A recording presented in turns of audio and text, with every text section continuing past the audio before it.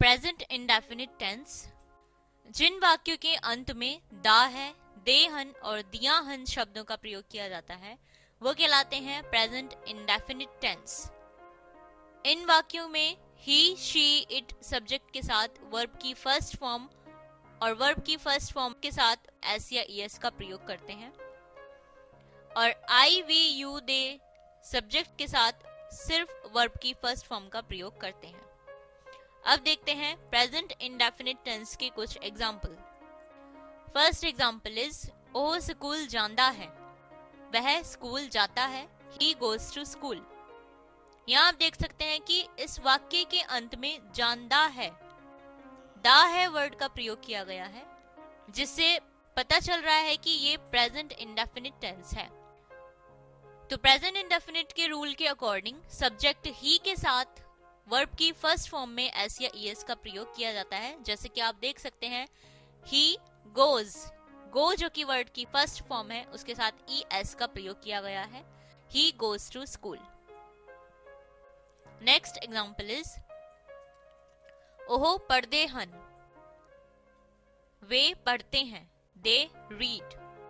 जैसे कि आप रूल्स में पढ़ चुके हैं कि सब्जेक्ट दे के साथ वर्ब की फर्स्ट फॉर्म का प्रयोग करते हैं, इसलिए यहाँ पर वर्ब की फर्स्ट फॉर्म का प्रयोग किया गया है। और प्लूरल सब्जेक्ट यानी आई, वी, यू, दे के साथ वर्ब की फर्स्ट फॉर्म में एस या ईएस का प्रयोग नहीं होता है। थर्ड एग्जाम्पल इज ओहो खेड़ते हन, वे खेलते हैं, दे प्ले। तो सब्जेक्ट दे के साथ वर्ब की फर्स्ट फॉर्म का प्रयोग किया जाता है, तो ये सेंटेंस बनेगा दे प्ले। तो इन तीनों सेंटेंस से आप समझ गए होंगे कि जिन वाक्यों में दा है और दे हन का प्रयोग होता है वो कहलाते हैं प्रेजेंट इंडेफिनिट टेंस, और इन सेंटेंस को प्रेजेंट इंडेफिनिट टेंस के रूल्स के अकॉर्डिंग बनाते हैं। अब देखते हैं negative sentence. Present indefinite tense में नेगेटिव सेंटेंस बनाने के लिए आई, वी, यू, दे नाल डू नॉट लगता है, ते ही, शी, इट और नेम दे नाल डज नॉट लगता है। मतलब नेगेटिव सेंटेंस बनाने के लिए आई, वी, यू, दे जो सब्जेक्ट होते हैं उनके साथ डू नॉट का प्रयोग करते हैं, और ही, शी, इट या किसी नेम या नाम के साथ डज नॉट का प्रयोग करते हैं। अब देखते हैं एग्जाम्पल। फर्स्ट एग्जाम्पल इज ओ स्कूल नहीं जाता है, वह स्कूल नहीं जाता है, he does not go to school. यहाँ आप देख सकते हैं कि ही जो कि सिंगुलर सब्जेक्ट है जिसके साथ डज नॉट का प्रयोग किया गया है, जैसे कि आपको पहले ही बताया गया है कि ही, शी, इट और नेम के साथ डज नॉट का प्रयोग करते हैं। तो ये था he does not go to school, present indefinite tense in negative sentence. Second sentence is ओ पढ़ते नहीं हन, वो पढ़ते नहीं हैं, दे डू नॉट रीड। जैसे कि आपको बताया गया है कि आई, वी, यू, दे सब्जेक्ट के साथ डू नॉट का प्रयोग करते हैं, तो यहाँ भी दे के साथ डू नॉट का प्रयोग किया गया है। थर्ड सेंटेंस इज ओहो खेड़ते नहीं हन, वे खेलते नहीं हैं, दे डू नॉट प्ले। तो इन तीनों सेंटेंस से आप समझ गए होंगे कि प्रेजेंट इंडेफिनिट टेंस में नेगेटिव सेंटेंस किस तरीके से बनाते हैं। अब देखते हैं इंटेरोगेटिव सेंटेंस। इंटेरोगेटिव सेंटेंस में डू और डज का प्रयोग सब्जेक्ट से पहले करते हैं। फर्स्ट एग्जाम्पल इज कि वो स्कूल जाता है, क्या वह स्कूल जाता है, does he go to school.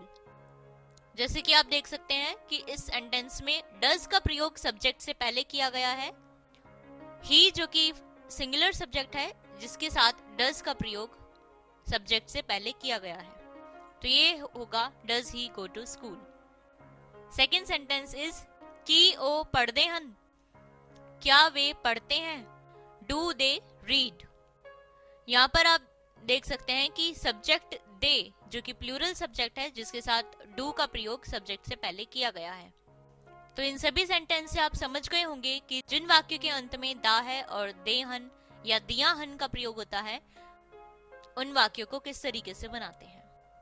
और आपको पता लग गया होगा कि प्रेजेंट इंडेफिनिट टेंस में नेगेटिव सेंटेंस और इंटेरोगेटिव सेंटेंस किस तरीके से बनाए जाते हैं। अब आप प्रेजेंट इंडेफिनिट टेंस के कम से कम 20-20 वाक्य अपनी प्रैक्टिस बुक में बनाइए जिससे कि आपको प्रेजेंट इंडेफिनिट टेंस बनाने की अच्छी प्रैक्टिस हो जाएगी। और प्रेजेंट इंडेफिनिट टेंस बनाने के लिए हम आपको कुछ दिखा रहे हैं वर्ब्स, जिन वर्ब्स को पहले आपने याद करना है और जिसकी मदद से आपको प्रेजेंट इंडेफिनिट टेंस बनाने हैं। इन वर्ब्स को याद करने से आपको नॉलेज मिलेगी और साथ ही साथ आप प्रेजेंट इंडेफिनिट टेंस अच्छे तरीके से बनाना सीख जाएंगे। तो ये थे प्रेजेंट इंडेफिनिट टेंस।